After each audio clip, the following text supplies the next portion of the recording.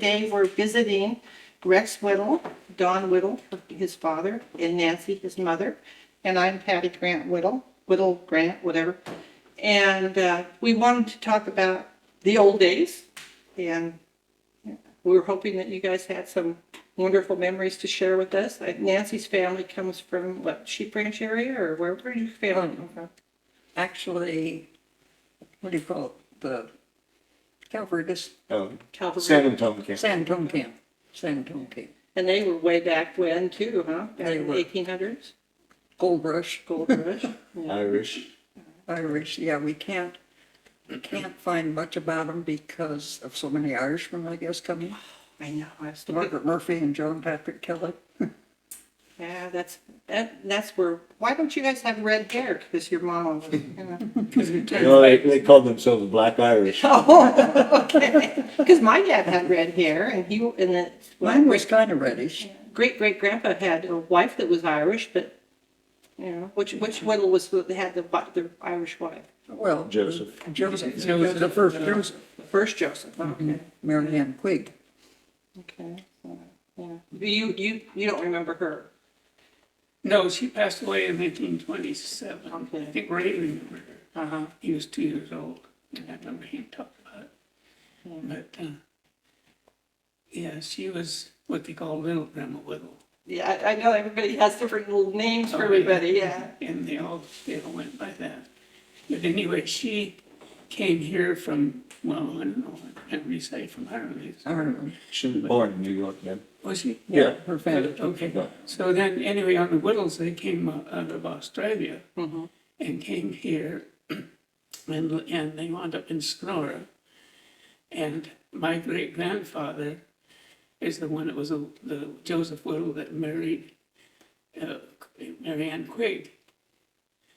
Okay, then they had 2 boys and 4 girls, and a little later on, about the time that he passed away, just right after he passed away, I think, they had triplets, which was real close. Either he passed away just about the time or right after she had triplets. So there she was left with 2 boys and 7 girls. Well, the triplets died within the first 2 or 3 weeks. One of them was born ahead of time, maybe what do you say? Premature. Yeah. And then the other ones died shortly thereafter because the stories I heard is that they figured that she had so much company coming out to see them that it upset her, Well, I didn't realize he had died before she had the triplets. That's something new. Well, Maybe right afterwards. Yeah. I think he Right in the died same right time after. period. Yeah. well, they were the last ones to be born, was the triplets. And I don't know if her husband just passed away before that, but or a year or 2 afterwards. Yeah. Anyway, it was at that time. Well, tell Patty about your first ancestor that came from Australia. Oh, Alexander? Yeah. I thought you told me Alexander had his throat slit, but they complained it was suicide. There's a newspaper out there, and I haven't found it yet. I've found it, but I didn't save it, and I haven't refound it. Alexander Whittle was found dead on 6 Mile Creek. It was below Smokies, Auroras, with his throat slit ear to ear, an apparent suicide caused by an absconding wife and alcohol. Those damn absconding wives, I'll tell you. I looked her up, and she moved to Sacramento, and she lived with some guy for a while. Well, first she moved to San Francisco. Oh, yeah, okay. Well, this article showed that she had called the police on her lover who lived with her, and then they showed that she got married to the same guy a couple months later, so evidently it was an abusive relationship. They immigrated they were assisted from England to Australia. Assisted. Oh, Assisted. That's nice of them. That's supposed to tell a little story. That's what we like. That's for history, honey. It is. I wonder why they were assisted. Do we know? Well, they might have stolen a loaf of bread. That's true. Didn't pay I mean, very you, much you, in those days. yeah, that's true. And Elizabeth, the oldest, was 2 years old at the time. And she was born in Australia, wasn't she? No, she's the only one born in England. Oh, okay. And none of them were born in Australia? The rest of them. All the rest of them. Oh, okay. So it would be Joe, Jane, There was some more kids. They died, I think, Harry. over there, and yeah, maybe one from 7 years ago. I don't know something. What I understand, they ran a bar in Australia. for about 20 years. Well, the thing is, I looked up the place, the address of it, and it's only a block away from the Opera House. I mean, Really? we'd be billionaires now. Still on, yeah. Yeah. But yeah, I wonder why they left Australia. Gold? Gold, probably. And it's funny because when they left there, they left on a ship, naturally, to come all that distance across here. And on the other side, my grandmother's side, that married Will, they came out of Philadelphia in covered wagons and got here about the same time. Same year. That covered wagon must have been hard. that was the back boats. Yeah. And The Mills back- was in that. Yeah. Yeah. But they were here a long time, 1600s they were. The Batten Hills were here from the 1600s. Yeah, back in Philadelphia, Tennessee, so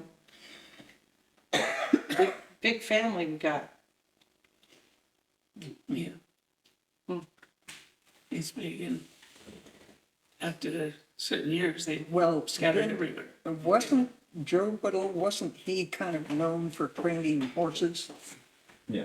Yeah, and he raised a few. raised horses? Is that how he bought the ranch out there? And Gold, the He gold was horseman. yeah. And it was a sheriff's sale.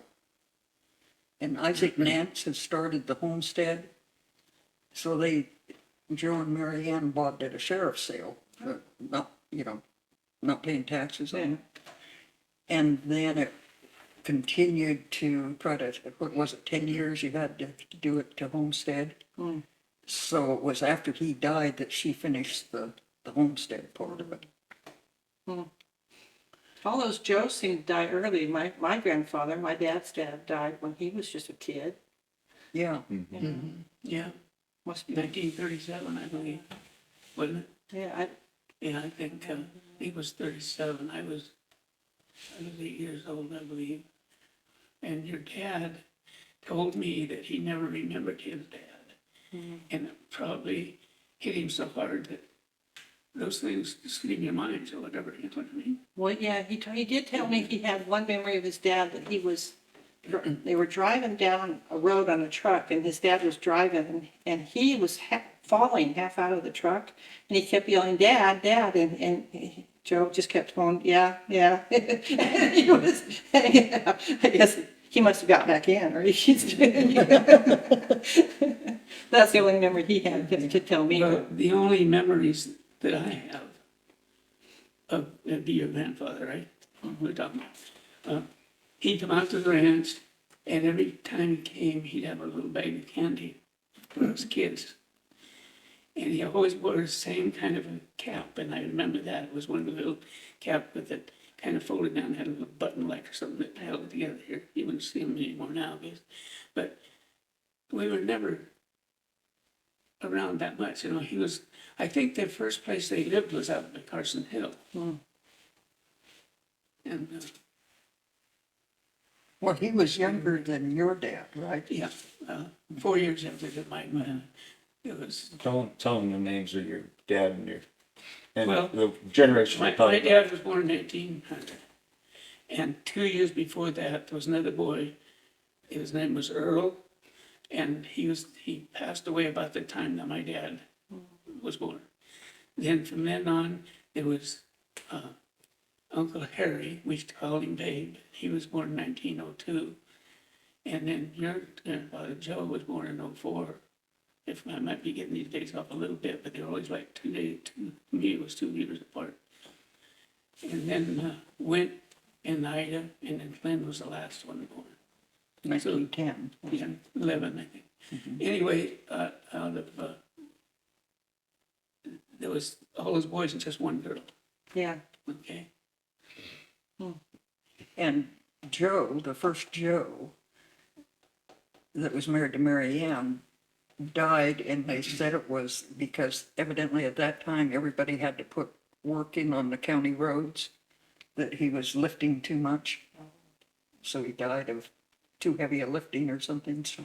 Well, one of the Joes died from a goiter in his throat too. That'd be your grandfather. That was my dad. Yeah, something happened in his throat. Yeah. But I just basically have just fleeting memories, but my dad told me one time that your brother, Ray and him got in trouble down at the old ranch. No. That Grandpa got mad at him and lifted Ray up and hung him on a hook somewhere with his pants or something and just walked off and left him. Does that you have any memory of that? But it's possible. A lot of things happen when we were young. I thought that was funny. Well, Dad, the J.W. brand is not in the old brand books. Can you? Well, they used it for years, but never registered in the state of California or any of the states. And then when they started to go to the mountains with the cattle in the high country, In the they 1920s. had to be registered, or I guess that was Sure. So that's when it got so registered. it was registered then. But they actually used it in the 1880s a lot. They tell me they started it way back there. Now, are you still using it or? Yeah, we still. That's his brand. Is Yeah. it? Yeah, we still. What's In the fact, ranch? it's the one, that's it right there. Okay. That's exactly what it looked like. Uh-huh. But anyway, getting back on your side, let's kind of follow along with your grandfather. When he and Mars were married, and my thinking, and this is just other things that I can remember, is that they lived right out there by Carson Hill. I heard that. Yeah, right across the creek from where the Oneidas are now, which they were there then. And then they left there. He was working for the state, for the highway, wasn't he? Yeah. Okay. And after that, and I don't know just when it was, but they came in and they started to buy this little ranch right here. Now, see, In Alva. now I was told that she bought that with Arsadi, her second husband. No, I think she married Arsadi afterwards. Oh, I think she had, I think they had that started that. I might be wrong, but I think they started to do that before he passed away. Well, the reason I think that it was Arsadi is because when they got, what was it, that disease that they got from the water? Typhoid fever. Typhoid fever. When they caught typhoid fever, she and my dad and Alberta all lived in a house right across the street. Yeah. Well, they And lived right there where Calaveras lumber is, right there where Deaver is now. Deaver, yeah. And see now that, let me get that, because this was after your grandfather's gone quite a while. Some way, I don't know when they started living there, but that happened in 1941 or 42. Because we had cattle in the mountains, but we also had another range over on the Sonora Pass side. And we went over there in 1941 for 2 different years, didn't go on this range. And Joe, they got that typhoid fever, and Joe was so sick. Her dad. Yeah, My your dad. was so sick that he got so weak that always was way bigger than me. And I could take him out and put him on the ground. Really? Oh yeah, it's the only time I know it. But he stayed with us. He went with us to the mountains and stayed with us up there all summer. And I can remember him following along behind my dad. We went up fishing up the creek there one time, and Dad always fished with 2 flies on, and he thought that he throw in the hole and come out with 2 fish, and Joe would stand behind him and take the fish off and put it in a basket. Dad's going, I can remember that, and Joe just following him along. So anyway, we got down there, one little meadow that we had there, what we gathered cattle in, and it would have a lot of fish in it, but it was a small little stream. And Joe and I was looking at him, and golly sakes, there's fish in here. That's the first thing you know, we were in there with our hands catching them. So we had fish for dinner again. But I remember that real well, so it had to be. I'm glad you gave me a date, because Dad told me that when he got the typhoid, they put him in a hospital, not a hospital room, but one of the houses was treated as a hospital. And the back room was where they were putting the corpses. And they were trying to treat the people in the front 2 rooms. And he got so weak, they put him in with the corpses thinking he was gonna die any minute. Really? But before the doctor put him in there, he says, well, we've got this new drug called sulfa, and we're gonna try it on him because he's already too far gone anyway. And they gave him a sulfa drug, and he was the first person saved by sulfa in this town. Really? Which I didn't know before he told me that, and I had no idea what year it was, so it would have been a 40, 41 for me. But, yeah. But see, at that same time, they got that out of the water as well, right behind that house, right now. Right. That same time, Angie, which was Glenn's wife, got it at the same time out of a well in Jamestown. Because she took drink water, and she was so sweetie sick, and young Glenn was just a baby, and so Mom took him and raised him for quite a while until she got better and well. So, and that happened at the same time. Yeah. So I don't know why the typhoid fever was in the different wells or whatever. The old well out at the ranch, that's all we ever used, and that water's never had anything wrong with it. It was, That you know of. yeah, well, I used to. Nobody died from it. Nobody got sick, and Yeah. but that was dating there, right then. And then when Marge came here, maybe she got it right after her Saudi, but I thought they had started buying it first. They may have. And then they lived here, I think, by where the big barn was, and owned, what the name of that ranch? I know it. Ramage? Ramachi? Yeah, I think so. Ramage. Okay. Then later she built a home up there after they separated, after Kay was born. They separated, and Marge built a home up on the hill. And to make a living and try to keep going, and she was one of the hardest working people in this country. She raised turkeys. And she, if I remember right, she had like 5,000 of them. Yeah, there was a lot. A lot of turkeys.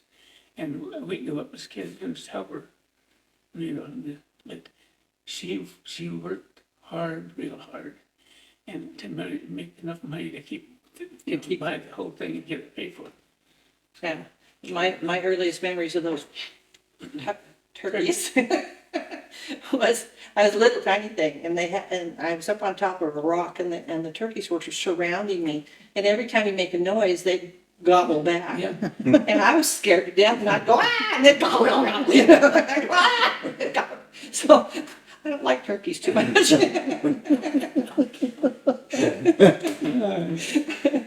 But yeah, that was nasty turkey.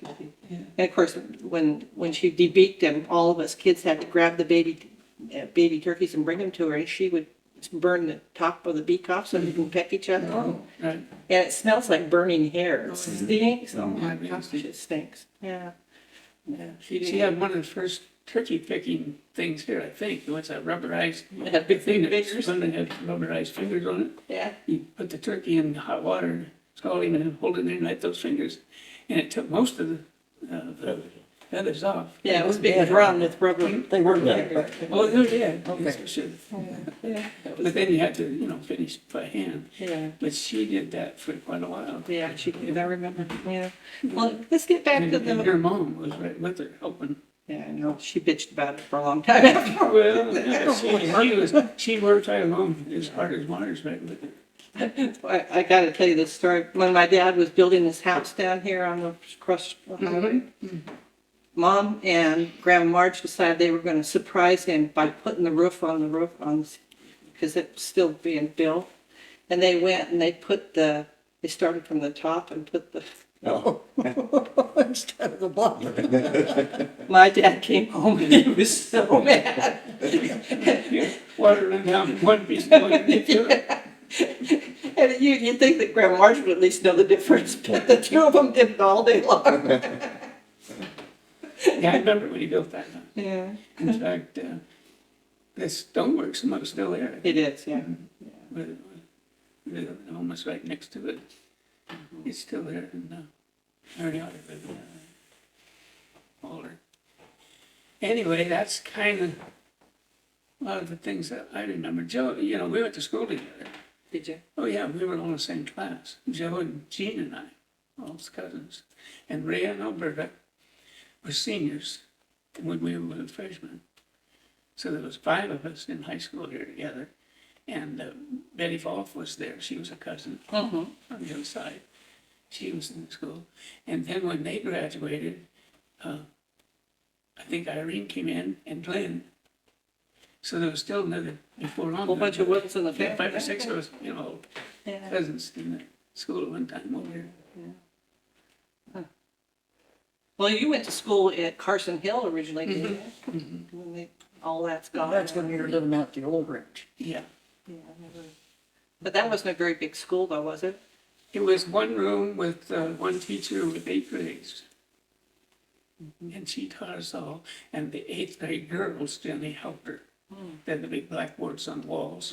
And you chalk and you get up there and write things down and everything. And the one was Laverne DiMartini, and she was the 8th grade when I was about that high, I guess. And I'd get up and do something wrong, and she'd reach over and grab me by the ear and twist it. And I'd say, someday I'll get used to meeting with you, but I never did do it.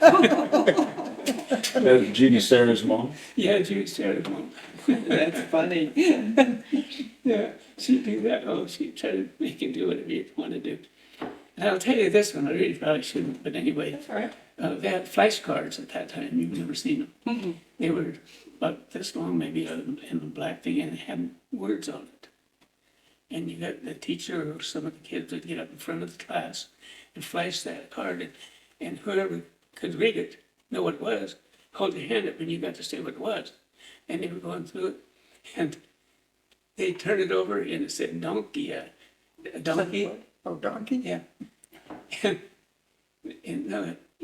And I said, donkey ass, because they always called him a jackass. I never did forget that. And I will forget it because everybody laughs and very much. But they called him a jackass. And I knew it was that animal. But Same animal. I called him a donkey ass. That was something I would do. That's cute. But Tell them how you get to school every day. I went to 8th grades there, all of 8th grades. A lot of times we walked from the old ranch over there. Sometimes we get out to the highway and somebody might pick us up and give us the ride out. And then my last year, Dad and Clan had already bought this ranch down here in 1938. And my last year, Dad built a home on the ranch. There was only one home there where Clan lived. And so Dad built his other home, and we moved into it in November. And rather than change schools, I rode a horse from down here below Angels back across and forth to that. How long did it take you? It took me a long time going because I didn't want to go to school. But when I got back, I was on a run. That was horse I could move to. It didn't take long. And Grandma and Grandpa was still living at the old ranch. So when I'd come around, up along the highway, get off of that, and I'd go over to them and visit with them quite a while. Pretty quick, Grandpa will say, well, I guess I better get the lantern so I could see my home. And that was time to get on the horse and go home. So those are quite a few memories that I remember. But it was cold and icy. We don't have those winters here anymore. Everybody says there's a weather change, and it definitely is. I hate to even say it because I like to see it be more wet and snowy and everything. But at that time, it was so cold in the mornings when I'd leave down there and go up the belts, and there would be ice sticking out of the ground. Yeah, and they called it frost. It would be like this sticking upward. Wow. Yeah, it was in those days. We haven't seen those for a long time. In fact, it would get so icy out there on some of the streams up the creek there, by the ranch and down by where the new churches are out there now. It'd freeze, and we couldn't even play on top of that ice. Skate around in big holes, so we're not seeing it. Well, tell Patty about when and why your dad started going to the mountains, Well, mountain ranges. yeah, to start with, let me go back further than that. Okay. New Maloney's Reservoir was built. The first one was built. And it cut a ranch in two. The guy that owned the ranch lived in Tuolumne County. it cut his ranch right in two. So there was no way for it. The years, Oh, 20 in 25 or Built in 6. the- it was built in 24, some maybe a little earlier when they finished that reservoir. Anyway, when they finished it, it cut him in two. So Dad rented his ranch on this side in the county. And at that time, they had very few cattle in Dad. And Dad and Uncle Harry, which we call him Babe, Right. started in the cow business, and had to be about 1922 because Uncle Harry left. I call him the Harry and Babe. And went in the oil fields. I didn't know where he went. That's good to Yeah, know. he went to Iraq, Oh, and he went with an uncle that was in the oil fields in Southern California down here. Talked him into going into that business, so he went over there and spent that time. And he said that this is another story I'll tell you. It's kind of gruesome. The English people had already got there and was drilling wells. And when America got there, they started drilling. They were all living in together in places, but in tents. And he said the natives over there hated the English so much that they would go in and actually kill them when they were asleep. But they never ever bothered from here, from the States. from America. And that's how they started drilling their wells over there, was when he was just a kid. And then that they stopped and they come back, and we did that kind of started cow business with my dad when they rented that ranch down here. And we had that ranch continuing from 1924 till No, 24. 24. 1924. 24. Yes. I'm saying 24. I can't hear you. Gonna get us some hearing aids. Anyway, from the time that he rented that, we had continually rented it even after New Maloney's Reservoir went in. I continued to rent it until, and that was New Maloney's Reservoir was in 72. Mid-70s, yeah. And we had it, when they took it, I had it for quite a little while, and then they decided they didn't want any cattle running along the reservoir, so that we ended that. So we were there a long, long time. And at that same time, it was about the time that, let me show you here. Okay, this picture, I'll put it up here, I don't know if that thing will even show it or not, probably won't. We'll get close up. Okay, this picture was taken in, let me go back, I gotta keep thinking. In 1930, 31, right after, when, well, a little bit later, because they built that cabin the year I was born. They started it and finished it in 31, I think it was. And then Dad cut the whole meadow by hand with a saw. Yeah, for years. Tell you where it was. Little rusty. Yeah, little rustic, yeah. They call it little. Little meadow, a meadow that ran from right here in front of the cabin. This way went way up quite a ways. And it probably had, 5 or 6 acres. It wasn't big, but it was really good because they could irrigate it. And so he cut that, and then we had rakes made out of sticks from Well, from the firs. oh, We cut them, and then to put them in the stick, John Holster would put them in, so we had rakes about that way. So we raked all that up. And then we would shock it, and then later we had a sled, and sledded that from there over to the little barn that was here, and put that, so they'd have that in the fall, that hay. And use that same horse there for a long, long time, doing that same thing, pulling that mow machine. But this mow machine, it was really rare because it only had a 3-foot cut on it. The sickle bar was only 3 foot. The rest of them were all 5s and 6, bigger ones. And so it's one horse. The other ones, they had 2 horses pulling the ones with the big one. And he cut that and take him out of that, put him in the sled. And, What happened to the machine? well, that's one thing that I'm really sad about. Because when we left there was no roads to this cabin. And Dad and I went in, the last time he was there, we went in and got an old rifle and a few things that was left on the logs inside. It was a log cabin with shakes outside. And he wanted to pick up those few things. So we went in, and this mowing machine was still there in the little of his head there.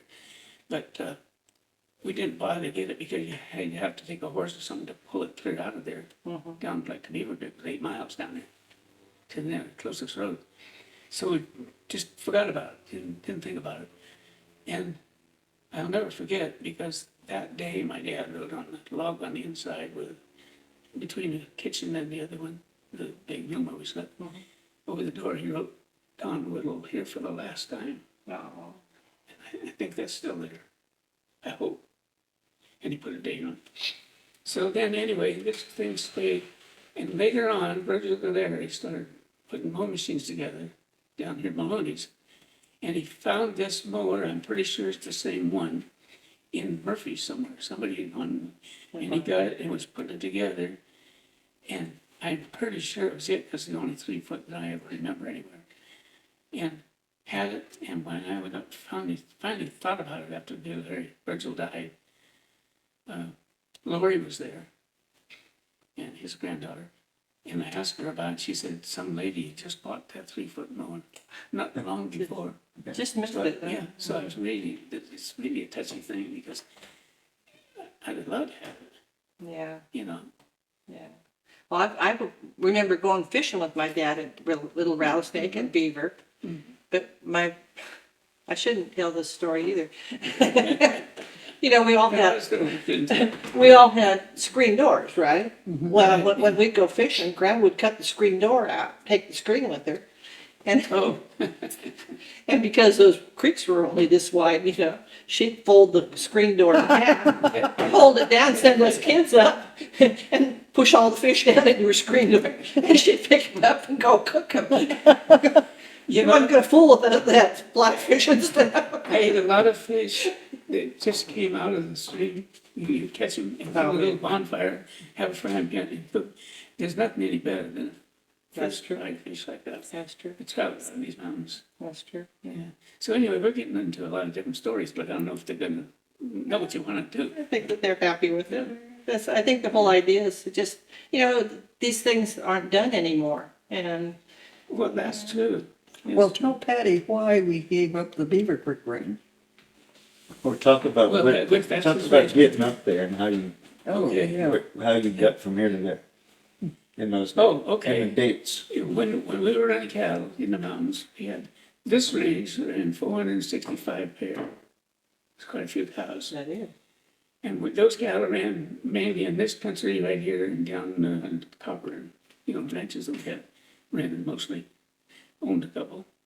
But anyway, we would start with those cattle to go to the mountains. It would be June 15th.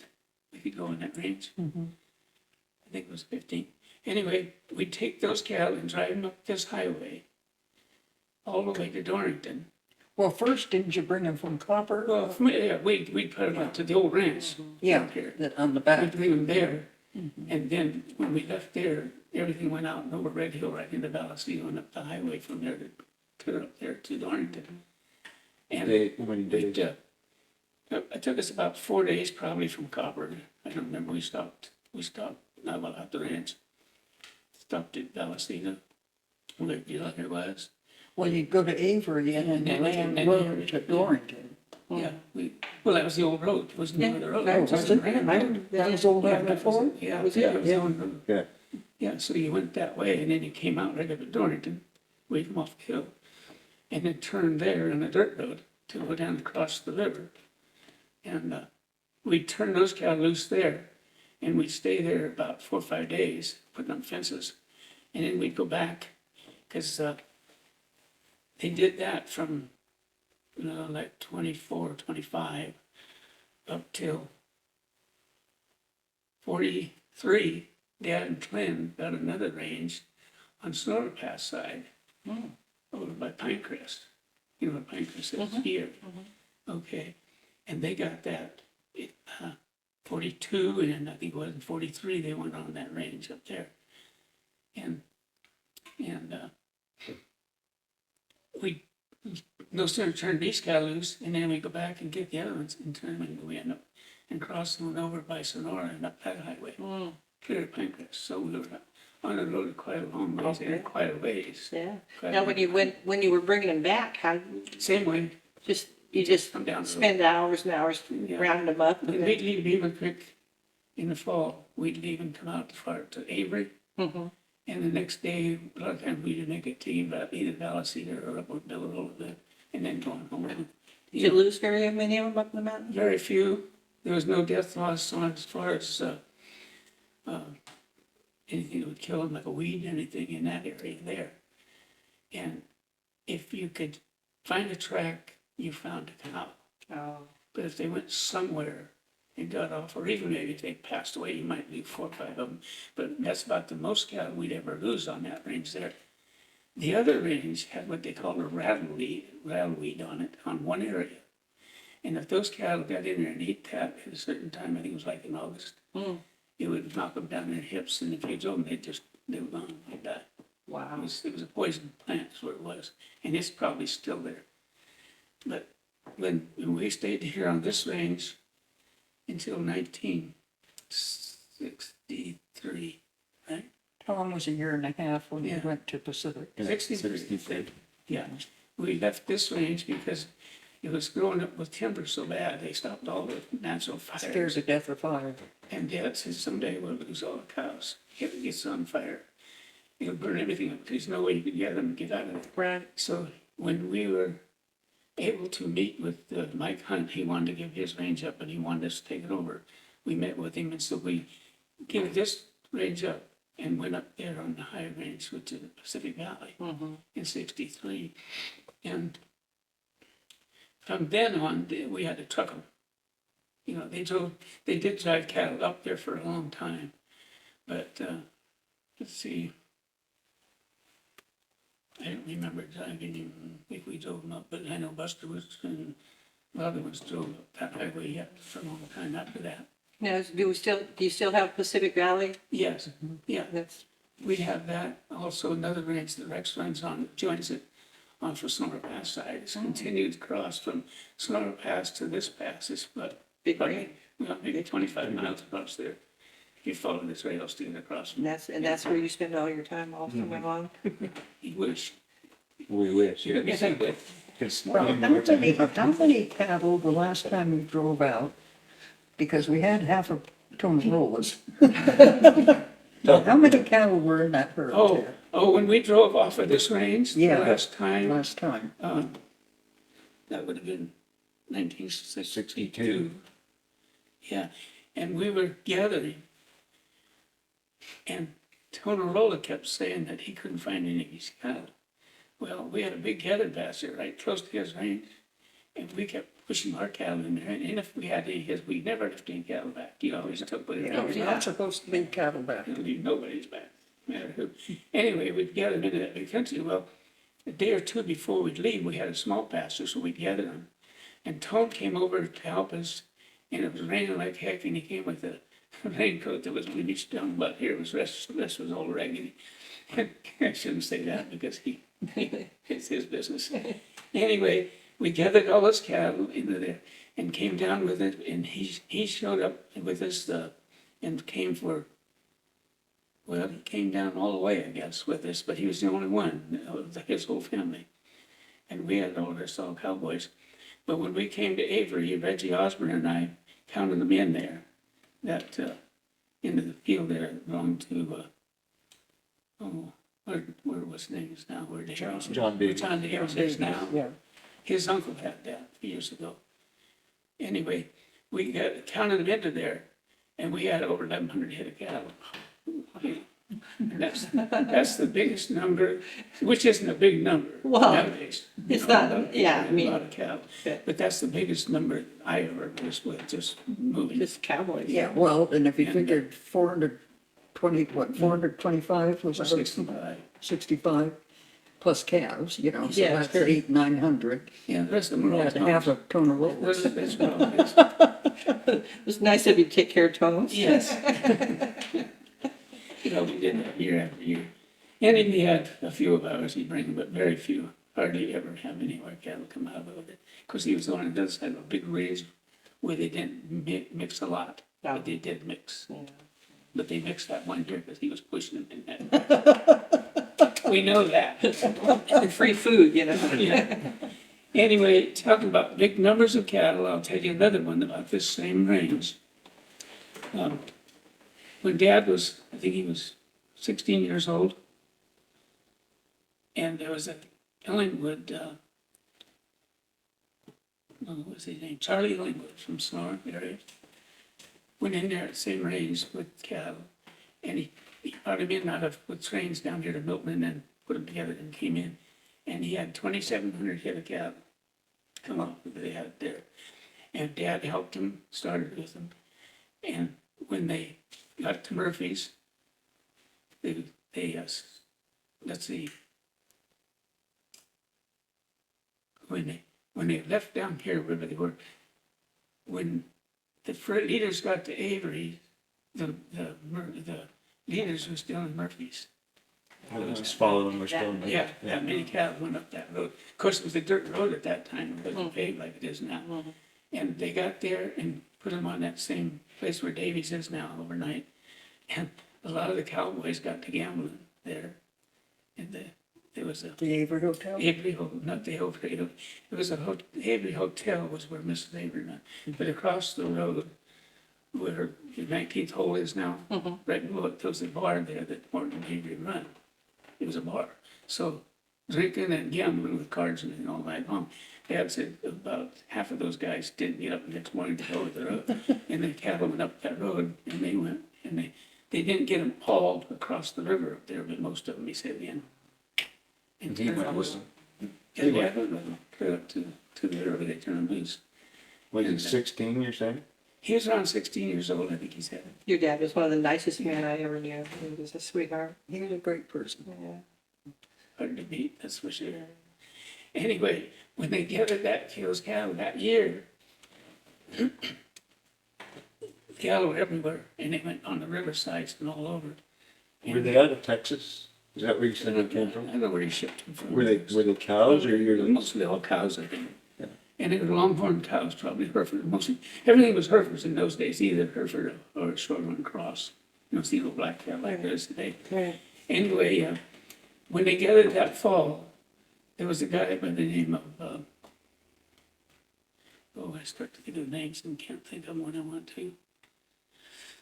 Anyway, he was living in a cabin in South Grove of the park, which is a park now. It wasn't a park then. But there was a cabin that they had there for fire watchman. And he was living there, and so he was working for them, gathering in the fall. And those cattle would go off in the rivers, and it gets so bad that so weak they couldn't come out.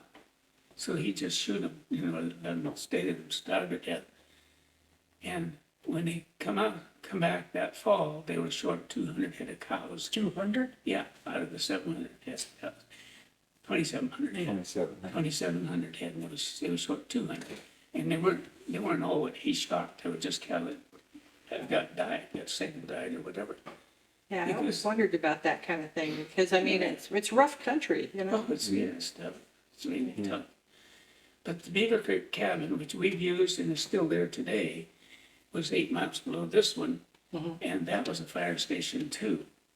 So after they stopped the fire suppression things, they used them as the mountain range. But we used the one for a long, long time. Yeah. We don't have access to them anymore, do we? The beaver. In fact, Bob's on that range now. Oh, was he? Yeah, they can still use Because I had that one. heard that they had cut some people out of it, and I didn't know. No, Yeah. but when they made the park, whether, I don't know, they probably tore that other cabin down, but it's not there anymore. And then they made us fence it so the cattle wouldn't go into that park. And it's fenced today. And that park is on the South Grove is on the east side of Stanislaus River. And this park here, the North Grove, they joined together to go across now. This park didn't go that far. Oh, maybe they joined it. When they made the South Grove, Yeah. Indigo Park, they took out of the country and made it all one park. So it's all hooked together now. But this one over here, there isn't fenced, but over on the other side of the river, it is fenced. Are there There's still the not trees down there, are they as big as the ones here? Oh, yeah, bigger. There's one there that's burned out. Shows with the fires at one time, they had fires all over the country and they kept the country clean. Yeah. But there's this big tree that was burned out inside. And Dad had 11 head of horses inside that big. Wow. The front was there. And we've got pictures, I don't know where to find it, but we got a picture of Dad and Ray on a horse right in front of that thing. But at one time, he had those people, guys and horses, and they went in there. They put a pole of them behind, and then put the other, and they were all underneath there, that. Underneath the tree, that, yeah. The tree was still alive. Oh, it still is today. Okay. Yeah, the trees live. Yeah, It's still, and that's in the South Group? it's in the south. Yeah, No, I can't remember who took over Beaver Creek. Denny Dow did. Denny Dow, and then he brought Tom in, 2 or 3 years ago. Well, the geysers are, Yeah. the geysers are on this part of the range. Yeah, on the rattlesnake. Dickinsville, Yeah, yeah. when we left there, Bob and Rolla put cattle in there for a year or two, and then I think Ellington Peak had some in there for a year. Really? Well, I guess Ellington was in there, turned some in there the year we went, the first time we went to Pacific. Oh, So we were only on the Sonora side with the one range for 2 years, and then came back. And then the other range that Ted and Dad got, the first time we went to Sonora Pass side, we went in with another guy that had what they called the Bright Creeks Range, and he was going to give it up. So we took it over and used the whole thing that year. The following year, he wanted to go back with some, so he did. He went in with them together, us. And then he wanted the range back, so we came back to this old range. And then after we gave this range up, Bob Roller put some cattle on it. And for a while, and I don't know who, when Denny took it over, but Denny got it later. And Denny split it. And Geysers have part of it, which they use this cabin. And Denny now has the other part. But Now tell me if this rumor's true. I heard that you got Cattleman of the Year this year. Is that true? took a long time, didn't it? Got cattle what? Cattleman of the Year? Yeah. Is that true? Yes. Did you? Yeah. Oh, I thought you got gun club honor. Well, I got that too. Oh, Finally, some recognition. Huh? And even your wife didn't pay attention. Well, some of us that don't have any interest in cattle, we have to hear these things through the grapevine. Well, someday when Rex and these guys are gone, there ain't gonna be many people tell you about Negro stories. That's true. That's why we've got this crew here, because Well, that's the truth, because all the old people that I knew are all gone. Yeah. The people that I worked with, and they were young people. I know. okay, So, tell about your trips with Uncle Buster a little bit. what's that? Well, you guys were driving south of the mountains too. Oh, I got to go with Uncle Buster one year. And he would go, he had 2 ranges, one in Blue Mountain and the Highland Lakes Range. And Uncle Buster always had a horse for us, always. You lived in Sheep Ranch. Lived in Sheep Ranch then. Yeah, what happened is when the war started, Dad had to close his garage because he couldn't get tires, gas, or vehicles. When he went to work. But before you go, the garage is where you live, Rex, Yeah, right? and Right Rex there. puts Pizza Yes, place. Pizza place, yeah. Pizza place, Okay, yeah. okay. So he closed that, went to work for International Harvester in the shipyards. So Mom's family was in Sheep Ranch, so she moved back to, well, she was a little mad anyhow, because she applied for a job at Carson Hill, and they gave it to a man, Oh, I don't blame her. teaching jobs. Yeah. So it opened up, because the mines all closed during the war, it opened up in Sheep Ranch, so we moved to Sheep Ranch when I was 5. And she taught it used to be a 2-room school, it was only, I think there were 5 kids, 2 of which were Bartus. Your brother and your sister. Yeah, my brother and my sister. Anyhow, then Uncle Buster lived there and Aunt Betty and Mom's stepfather. So she taught, and Esther Stevens, you know, Hayden and Esther. Yeah. Esther took care of me because they didn't have kindergarten those days. So that was a one-room school. So Uncle Buster always had a horse for us. And the first one was a little flip, and we had to ride bareback because you couldn't. All I had is those in saddles. Yeah. So we learned to ride bareback.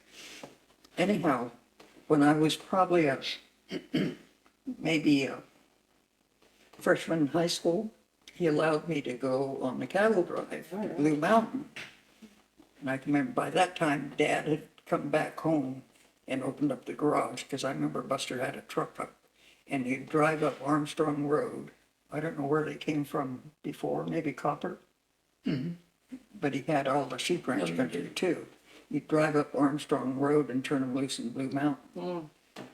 And then you'd do the same a month later for the Highland Lakes cattle. You'd drive up Armstrong Road, come into Camp Connell, drive up the road to, I think the last place we had overnight was Bear Valley. Then go on into the same corrals we use for Pacific. Well, no, we'd drive them down to Hermit Hermit. and turn them loose at Hermit. Because they weren't trucking at the time. Right, right. So I got to go on those cattle drives probably until he started trucking. And how long did it take from Sheep Ranch to Hermit? 3 days, 3 days. yeah. That's a hard ride, because even driving over there takes you all day long. I think I can't remember, and Betty would bring the pickup with the camping stuff and the food. And we must have camped at Big Camp Meadows. Connell. I thought you stayed at Big Meadows, maybe. Well, right above Camp Connell, I think there was a pasture, but it wasn't Big Meadows. No, yeah, I've heard that one. Yeah. And I guess that would be the first day. The second day would be then at Bear Valley.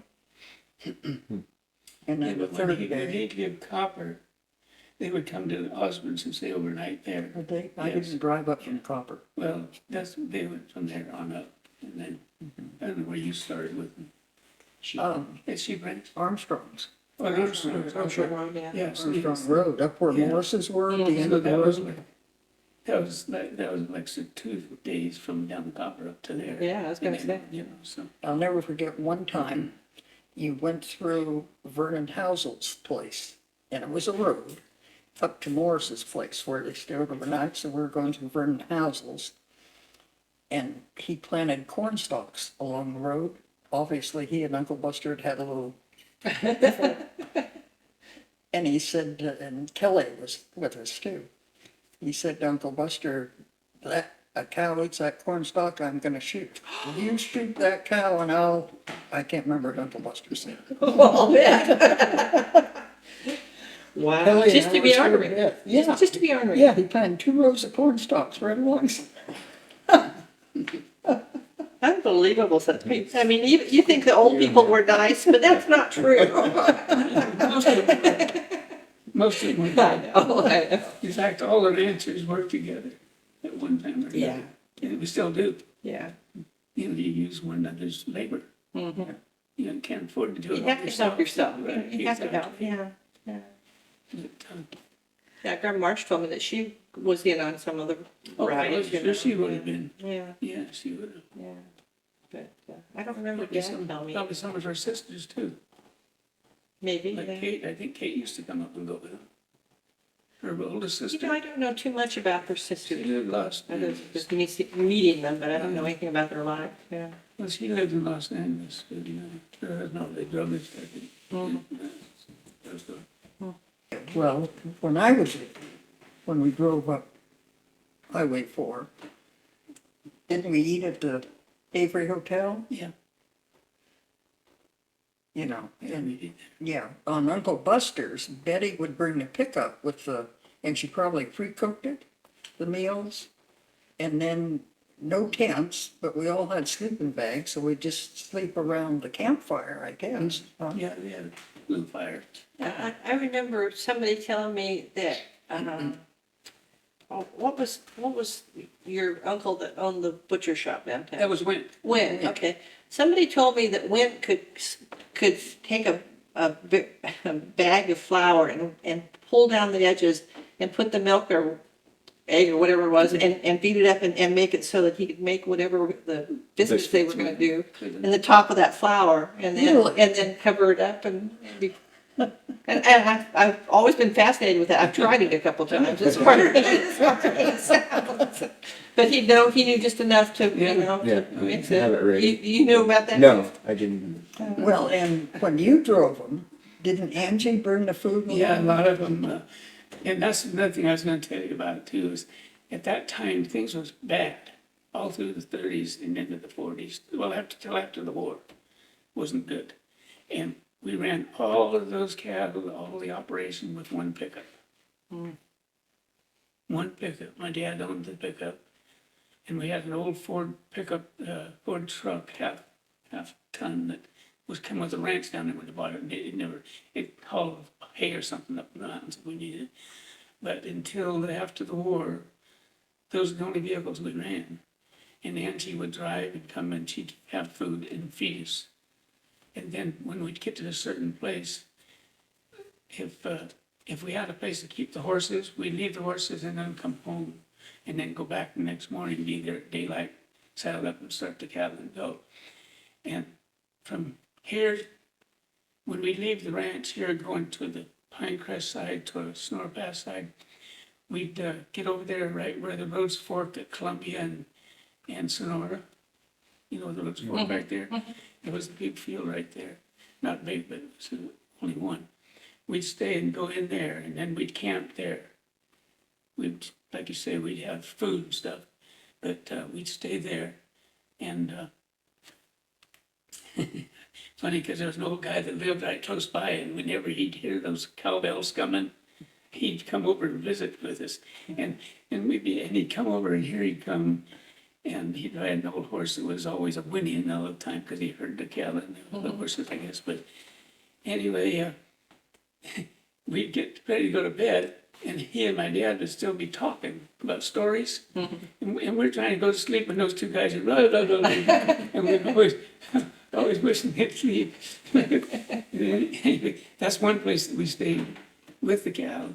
And sometimes we would go as far as right where Columbia is, right at the back of Columbia. There's a dirt road that goes up the mountains and comes out on a highway way up. Sugar pine. And we would camp there. And Angie wouldn't have been with us because somebody was with us that's staying there. And my mom was there. And we had a horse that died there. Well, he got choked. And my grandfather was there. He tied him close to a place where they mined. And it was a big, maybe 7 or 8 feet high bank. And he was tied to a tree there.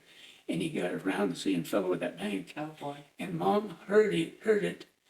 And she and Dad were in the bed right close by. And she woke my dad up. And he could hear immediately what was happening. He grabbed his knife and he cut the rope. And by the time he cut the rope, the horse was gone.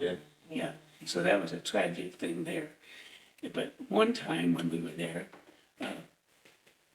Len left and had to come back because Angie had the baby that day. Oh. That was young thing. Yeah. We just happened to be right there. Yeah. And I guess he knew that she was due or whatever, but anyway, he come home, I don't know if he wasn't born there. He was there. I don't know what year that was, but Clinton. yeah.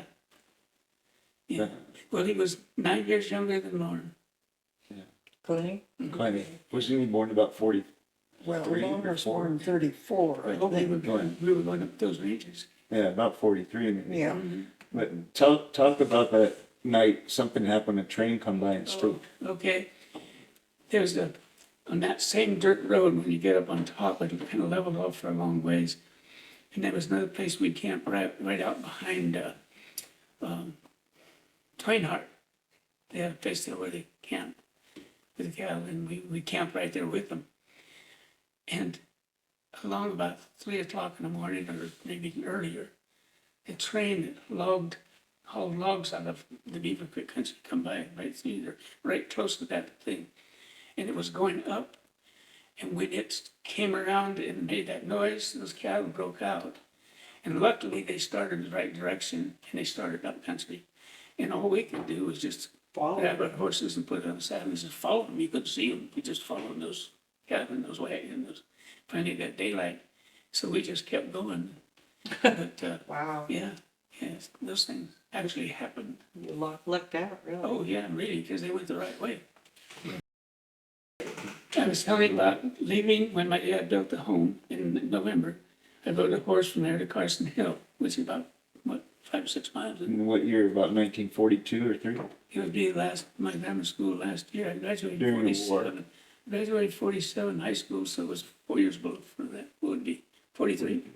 43, my grammar school year, I guess. Anyway, rode up there, and right behind the school, there was a little small shed that they kept wood in because at that time, fires were in the school was all made up, was wood to heat your school. So they had this wood shed, and it had an open kind of a shed on the side. And I'd take that horse and tie him in there, so he was in there if it rained or whatever, he was still there. The kids could go all around him, he was just really gentle, but they never ever bothered him, nobody ever rode him or nothing, he was just there. You were the only one that rode the horse? I was the only one that rode a horse there. At that, yeah. And the other kids all had a Closer. ride or was close enough to walk or whatever. So, Yeah, because Lauren went to, well, Lauren went to Angels. Angels, because he was down here, see, on ranch at that time. But before that happened, my grandfather had a heart attack. And Ray and I were young, before this when we were young, and Ray was in grammar school even yet. We were out here at the old home ranch. And when he had that heart attack, the doctor said that we couldn't be there. Kids with too much noise for him. So Smokey Arola and his wife Katie took us and right at their home in Carson Hill and took care of us and fed us the whole works. So How long? right there, well, all the rest of School the year? Yeah, school year. Hey, And maybe into the next year too a little bit. I don't know. Yeah, I think we were in the next year even a little bit. And then they let us go back later when he got better. But yeah, Smokey and Katie were great to us. whenever we knew that, or Smokey knew that we were coming, he'd tell Katie, he said, I think we ought to have a pie. Making pies. And at that time, for some of the old stories, now today kids don't have things that they played with. Okay, at that time we had marbles we played with, and you put a marble in a spot so round, put a bunch of marbles in there, and then all the kids had what they called On the ground. yeah, on the ground, and you had a circle around it so you couldn't get right up to it, but pretty close. And they had what they called a pudgy? No, whatever the name was. You each had a marble, and you go over and like that to get those marbles out, and then your marbles was here, and everybody to get the marbles from everybody. And there was one kid in Carson that wind up every day, he'd wind up with all the marbles. So Smokey would go down and give him 25 cents and buy the marbles and give them to Ray and I. We'd go back and we'd have marbles for the next day. And we'd play marbles and that kid would wind up all the marbles. So I remember those things. So we had days that was fun, And, but I definitely remember that one that we played. And then they played hide and seek, different games like that. Well, Smokey he played baseball, didn't he? Yeah, Smokey played baseball, was one of the better was in this country. And the big leagues asked him to go back, and Yankees. they wanted to go back and join him. And he would like to have gone because that's all he really loved for, playing ball. But his mom begged him to stay on the ranches. Yeah. That was Smokey. And the Yankees wanted him to come back. And the mother, Well, she was busy. She was by herself, by herself, And- widowed, and had ranches to run, and so he stayed. But he had all his, when we were growing up out there at the ranch, he had all the memorabilia that he had, Yeah. the mitts and the pictures. And He played with different Balls. teams around here over the years, and he had enough uniforms to cover a baseball game. 98 people. Tell them about your grandmother and Smokey. Yeah. They used to have teams in every town. Well, Smokey told us, I never knew my grandmother. Smokey told us Kate Show it. Wooster would be in the stands with a cowbell. And what would she do when Well, they, she, he would be, would he be a he was a pitcher? pitcher. Yeah, Yeah, he and pitched, he pitched. she was from Sheep Ranch and they would go playing with her. And she'd go running out on the field and, try to distract him. That was, yeah. So he wouldn't That's play the story. right. Right. Yeah. And he would laugh about that, telling us. Yeah. at that time? At that time, Yeah. show them who that is. Uh, We'll show. Okay, that's Mom. Your mother. My grandmother, who died before my oldest sister was born, and Lester Cannavaro. Tilt it down. No, I haven't. He was Mom's first cousin. They were the Kelly family from San Antonio Camp, The ones you were talking about, the Irish. the Irish. And they had diphtheria. I think it was diphtheria, wasn't it, Rex? Went through there when Mom and Lester were 3 years old, killed Lester's mother and 2 brothers. And I guess, whatever. So she raised So them. she raised me. So Kate, they moved to Sheep, that's when they moved to Sheep Ranch. Never What went year? back. What year would it this? 1903. 1903, yeah. 1903. These two were born in 1900. They're first cousins. Yeah, And when Lester's mother died, which was her sister, she Yeah. raised them together. yeah, so they moved to Sheep Ranch in 1903, and Mom never went back there till I took her back. When was it, To Rex? San Antonio Camp Yeah, to San Antonio Camp. in Maybe, the 60s. she died in 93, so it was probably in No, we went in the 60s. 70s, Late 60s, early 70s. early Now, 70s. now, your maiden name is Bartu. What kind of nationality is that? I don't know. That's French. French, Yeah. okay. Started out Bartow. Bartu. And Dad was born in Battle Mountain, Nevada. His dad worked for the railroad, and I guess Dad I know. He ran away from home when he was 16.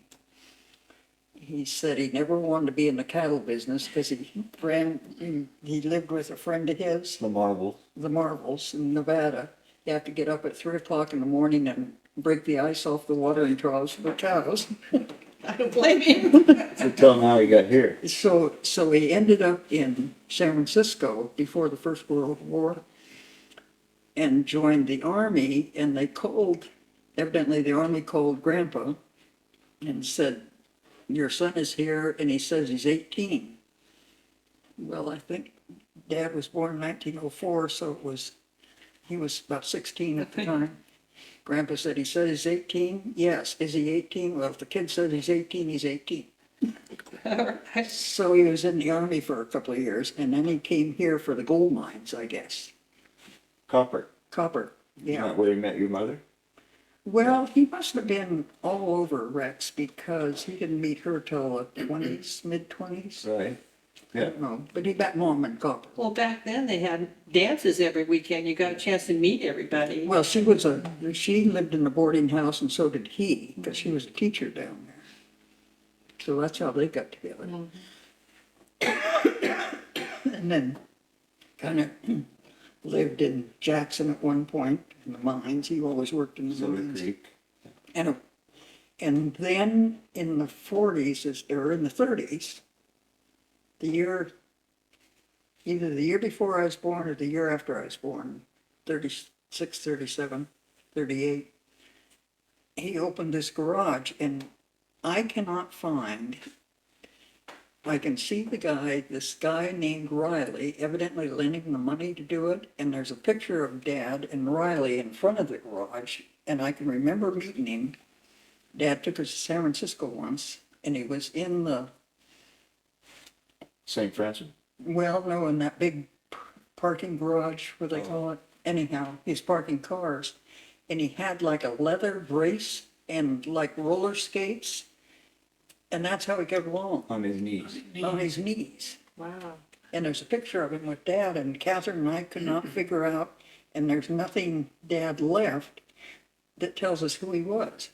But he lent Dad the money to build the garage. He must have had problems with his feet or something if he had to go around. Well, I don't know, but most likely Dad met him when he was in the service. Oh. Maybe it was service related, maybe it was polio, you know, Who knows, yeah. who knows. Interesting. But all we knew is his name was Riley. I don't know if it was a first name or last name. Yeah, I don't remember anybody of the Whittles talking about being in the service. We all missed it or what? I was in. You were in? Yeah, Ray was I in. was in the Air Force. Ray was in the Army. He joined when he was a junior. He had enough credits to graduate in June, and he joined in November and went into the Air Force. Well, as a senior, He was a senior. He would have graduated that next June. June. He had enough credits so he joined in November.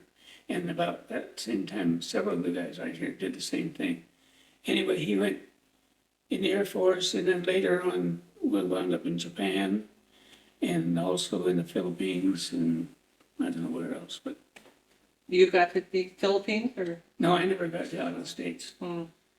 I went basically then back to California, and then back to Arizona, and spent.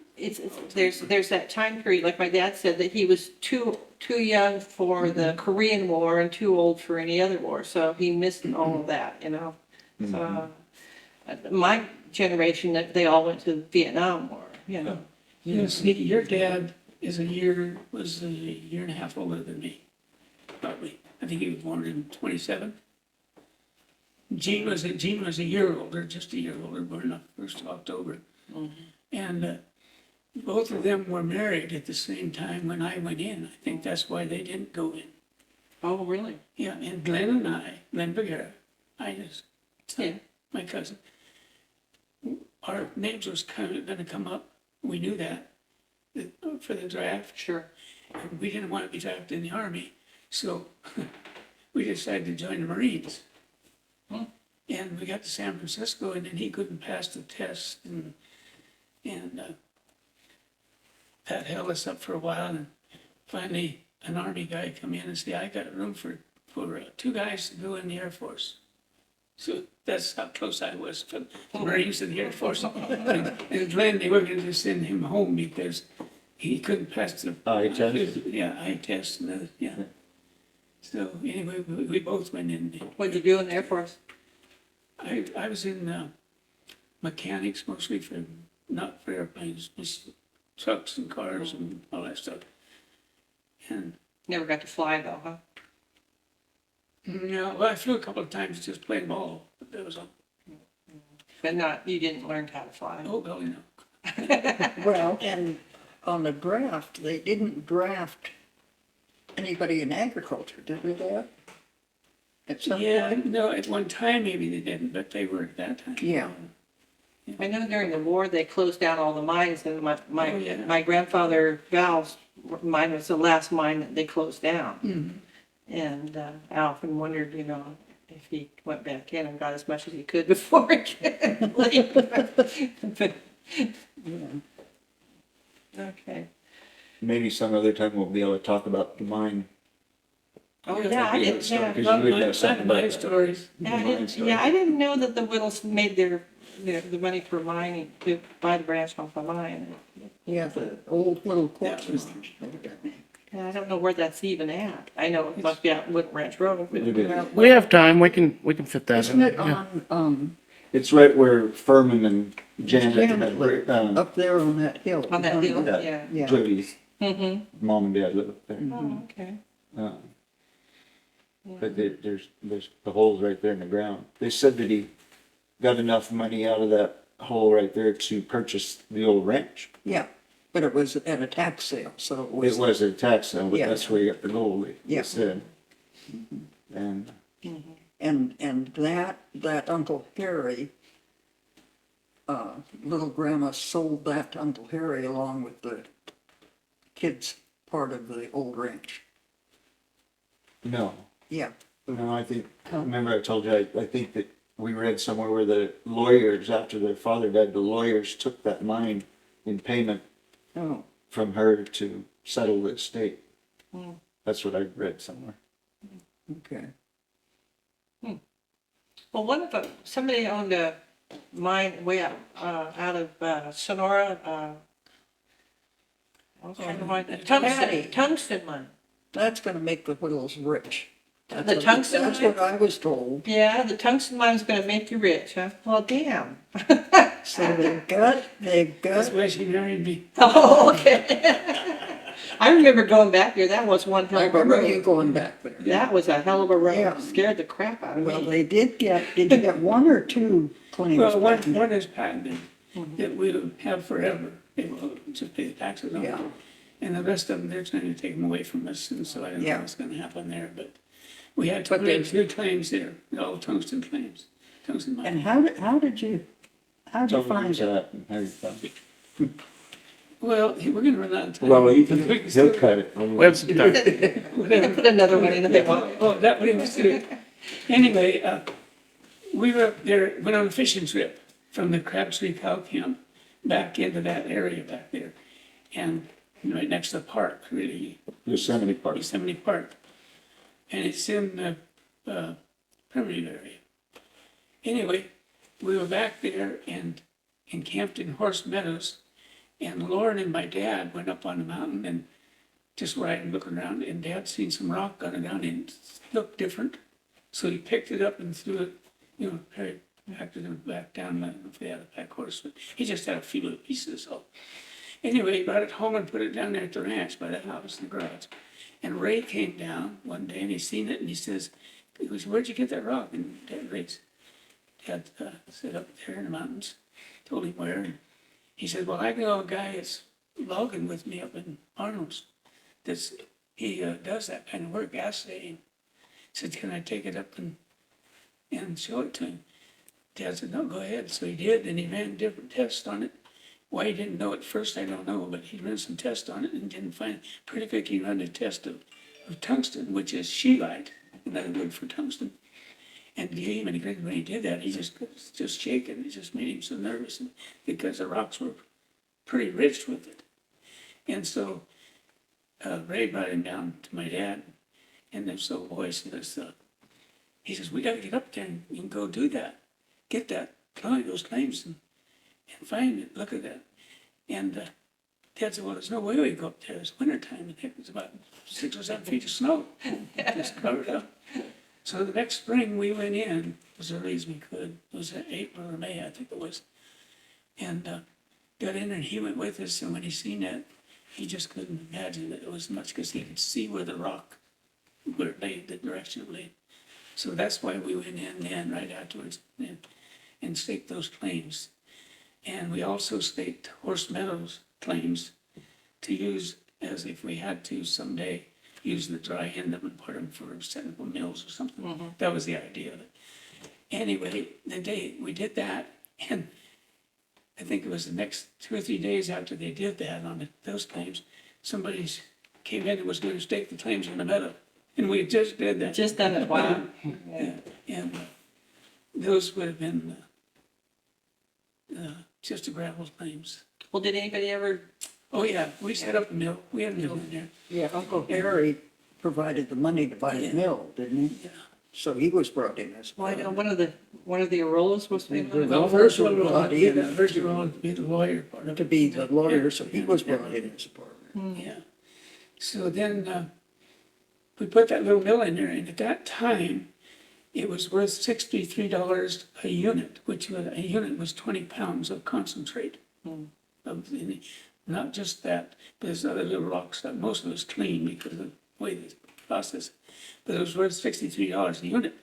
Well, within a year or two, the government support price come off of it, and it went down like into the 20s. Well, as soon as it did, it was costing too much to go in there and run that little mill we had. Couldn't make nothing on it, But we did, But you did make some money Oh, yeah. because, and I can't remember what year it was, you and Grandpa bought the pickup yeah. for And, 2,200. Wow. I remember that. And that money came from the tungsten mine. Yeah, and then the rest of what we sold that here, went down to Harry to get a lot of his money back.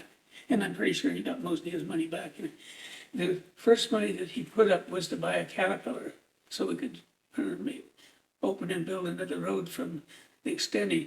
There was other mine claims, tungsten above us, but it was never right against us. And they had to run a road in there, the one that one you don't like. Oh, man. Or that Snow was Lake. just- Yeah, went as far as Snow Lake. See, well, from Snow Lake down to where we went is like 3 miles.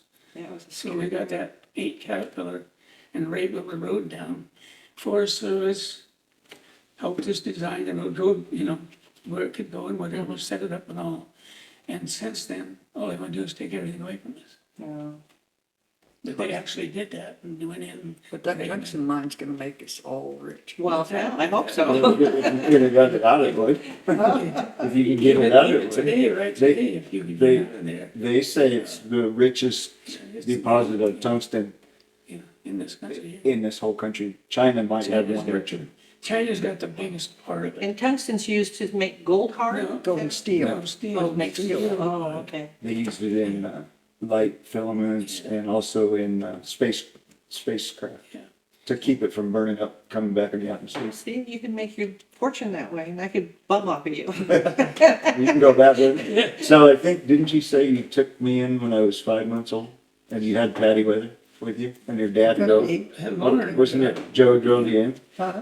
Wasn't that when I her dad drove? you in? remember that they had us stand on the very back of the truck in order to get traction, because, Oh, you have to get up that one place. Yeah, four-wheel drives. no, yeah, we had to jump up and down and make it, talk about scary. I asked her one day, I said, Mom, weren't you scared of going over that road in the little two while dad trucks? Yeah, yeah. Well, no, Joe Whittle was driving. And I said, I didn't even like going over on horseback. Yeah, he had no fear about anything, yeah. Yeah. No, you didn't. But it's straight up and straight down. Wow. Yeah. Well, he taught me how to drive. You know how he taught me to drive? No, We lived in the logging, camp, Yeah. and he had to drive cat all day logging, and he didn't want to stop and teach me anything. So he said, "Okay, this is first, second, third, fourth, and this is reverse. Watch out for the logging trucks." Sounds like, yeah. I was 13, so I learned to drive with logging trucks coming at me. yeah. Now, we never talked about your dad, but he was one of the hardest working guys, were too. Oh, But he also enjoyed it. He not had only more fun. worked, he played. he had more fun. Yeah. Yeah, oh, he did. I wish I'd inherited his sense of adventure, because he did everything. Let me tell you a couple more stories quick, like, we got time? Yeah. Okay. He went with us to the mountains up here too, and I think it was maybe the same year, or the next year or two afterwards, he still was not real well. Anyway, went to Beaver Creek and we camped out up there when we first got together the cattle, and at Sand Meadows. And Joe had a coat that he had got for Christmas, a leather coat, and right here it had those things where you could take it around a leather strap and to tighten it up. Well, he never tightened nothing. His shoestrings broke all the time when they were that long, and even if he was longer. Yeah. Never lost his boots up. Anyway, we were there at the table, and it was just a table about like this, but just plain wood, and benches on each side, and Joe reached over to get something, he'd go like this, and that strap was Dragging in the food. yeah. And I was sitting alongside Dad, and I seen him get his knife out. Because he told Joe, 2 or 3 days, he told Joe, he said, Joe, he said, I want you to buckle those things up. Oh, no, Uncle Don, it's okay. Like that. So anyway, I'm sitting next to Dad, got his knife out, and he took the blade, set it right down on the bench. Very cool. Joe reached over like this, and Dad grabbed that thing with one hand, and he took the knife, and he had it. Oh, he said, I didn't want you to do that. No, Dad says, give me the other one, and Joe pointed out. From the end of that. From then on, we didn't have any problems with the leather. We didn't. The food. Yeah. Yeah, Dad broke his back when he was, Yeah. 23 or something, and he couldn't reach down and tie up his shoes, so and he was half deaf because he ran cats, so I learned to talk loud and tie shoes. I mean, that was your job. That was my job. And he'd run around with those big, tall lace boots and lace things. Yeah. Wonder he didn't fall down. But he always had a few dollars in his pocket, right here. I don't know where he got them. I mean, he worked hard as hell. But he always You know, he always had maybe $5 or $2 or $3 and there was no buttons. He just pushed it down in there and forget about it. I found $100 bills on the ground later when he was drinking, he'd pull out. I wouldn't doubt it a bit. He and Ray spent a lot of time logging together and playing. Yeah, yeah. And that's why Ray's wives weren't around very much. My dad was single. Your dad only went through one. They went through 6. Yeah, I was gonna say, Dad was smart enough not to marry him after that.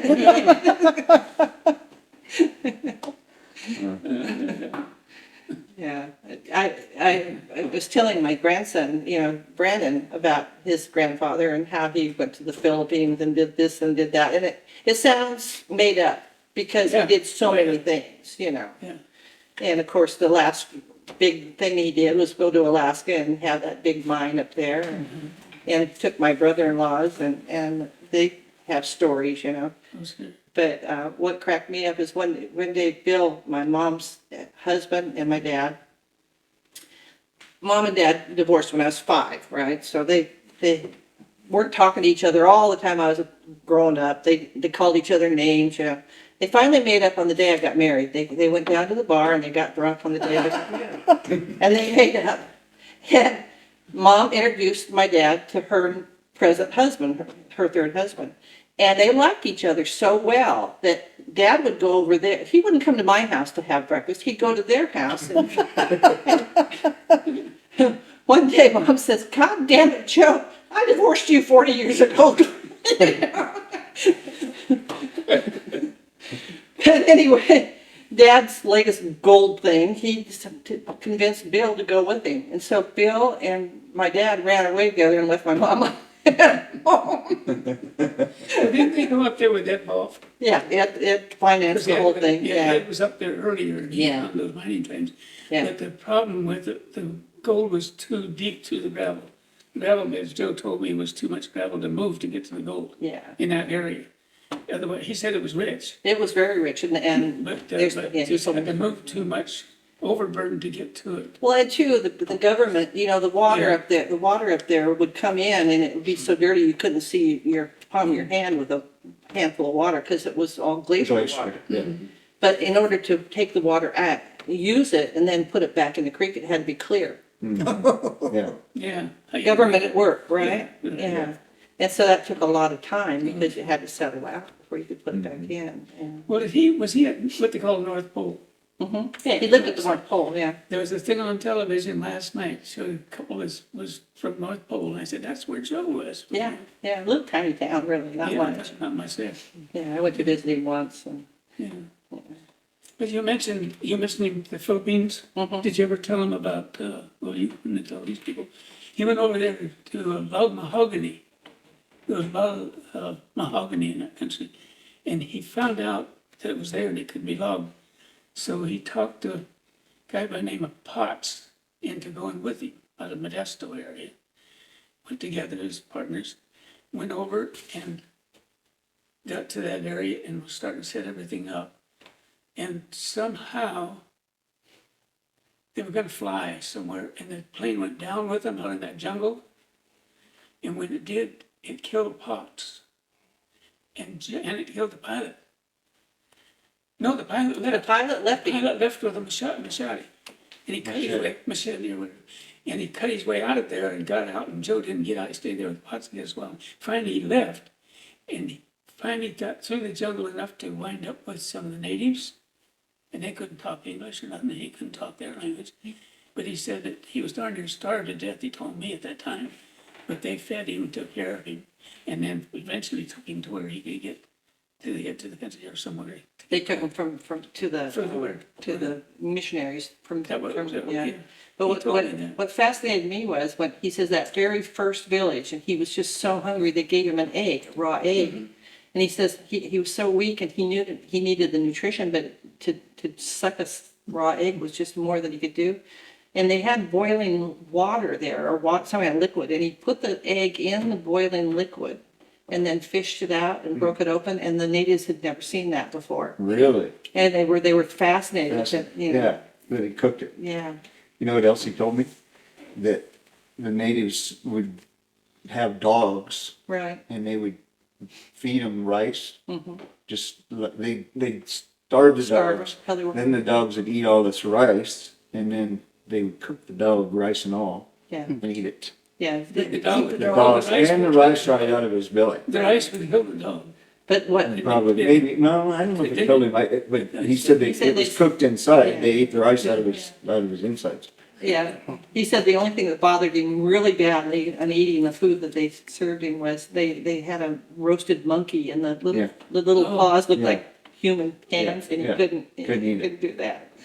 But, One time he came here from Alaska one day, and I was just out of high school, I think. I happened to be in the Bank of America, and your dad came in, of course. He called me Donnie Rex. And asked what I was doing, this and that. And he was in the bank for some reason. And he said, hey, he says, what are you and your brothers doing? I told him, whatever we're doing. Bench. Well, I think you need to come to Alaska with me. He wanted us to go to Alaska and gather some wild cows off of the Aleutian Islands. This old guy had to have all these cattle moved. He died, I think, and the cattle all had to come off the islands per the government. And needed somebody that knew what they were doing to gather these cattle. And he said, I can't help you on a horse or nothing, but I'll be the cook. And I said, well, okay, Joe, what are we going to do with the cattle when you get them? Well, we got to get them on a barge. On the barge. And we've got to get them loaded. And then I said, well, where do you sell them? Oh, we'll just ship them to Seattle.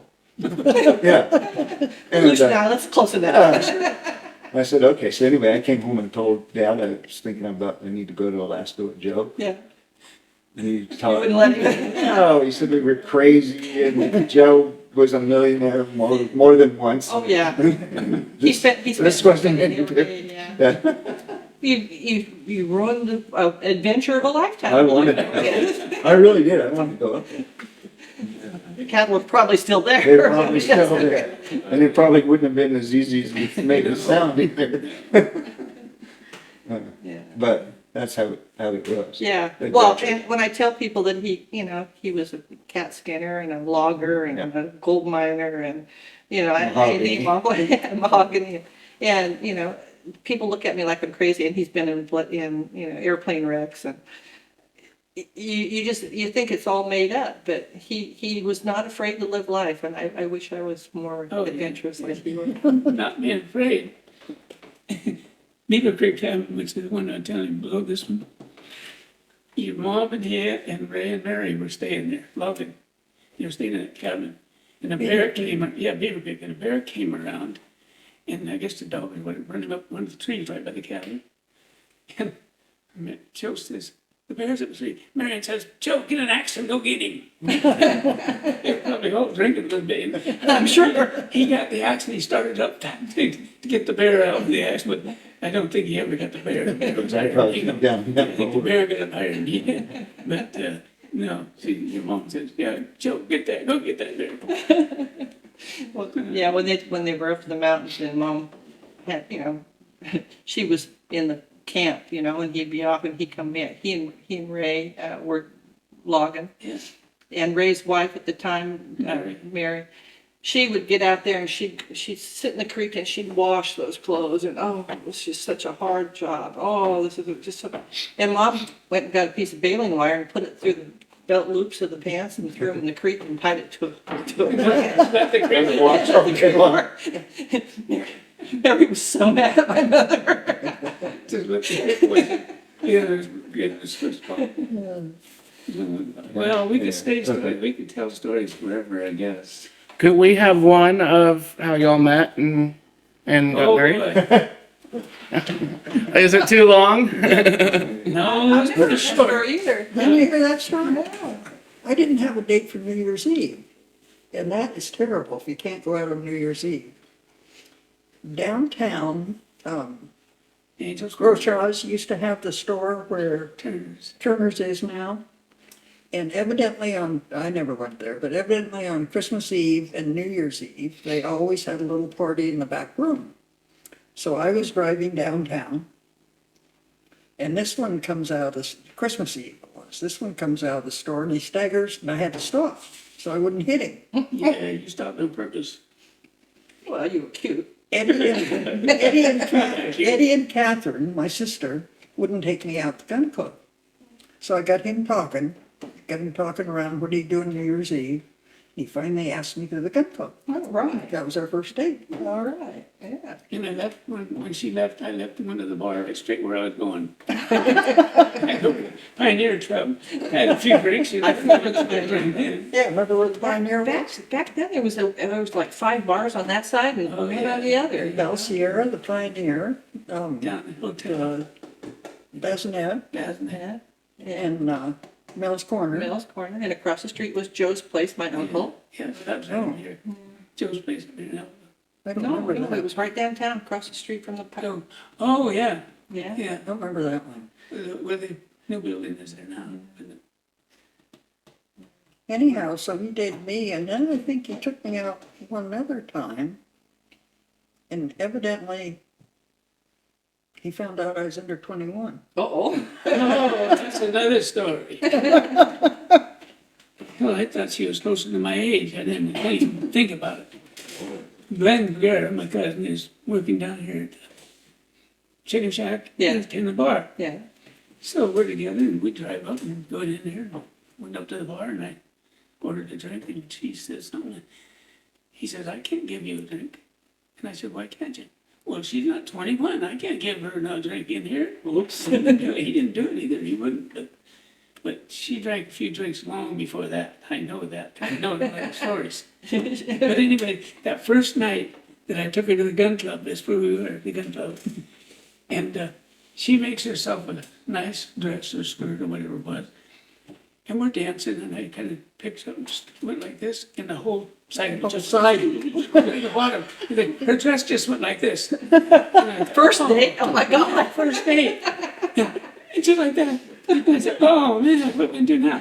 And she said, well, I need a sewing machine. and Grandma Whittle was living next to that little house out there where Ida was, you know, the little house that she was there. So we went in, and this is midnight, or I don't know when it was. No, it wasn't that late. It was getting late. Getting late. And Grandma was in bed already, put it that way. come out and she said, I need a sewing machine. She sewed it all back up together the way we went. That's funny. Yeah. How long until you were married? What's that? How long until you were married after y'all met? 2 Year and a years? half? Yeah, I was gonna say 2 years. Year and a half. Awesome. I was still going to school. Well, back then, there was, like I said before, there was a dance every single. Every yeah. New Year's Eve, Yeah, every yeah. town, Yeah. Moke Hill, Copper, San Andres, Not only New Year's Eve, but Every weekend. when I was a kid. yeah. Yeah, we'd go to dances and go dances up above Sonora. My dad and my mom used to win all the dance contests. My dad was a hell of a Yeah, dancer. he was a good dancer. He tried to teach me, but I was still. Well, the reason I married him is because he had horses and he liked to dance. Oh, well, hey. And you kept him, that's good. Now I don't own a horse and I can't dance.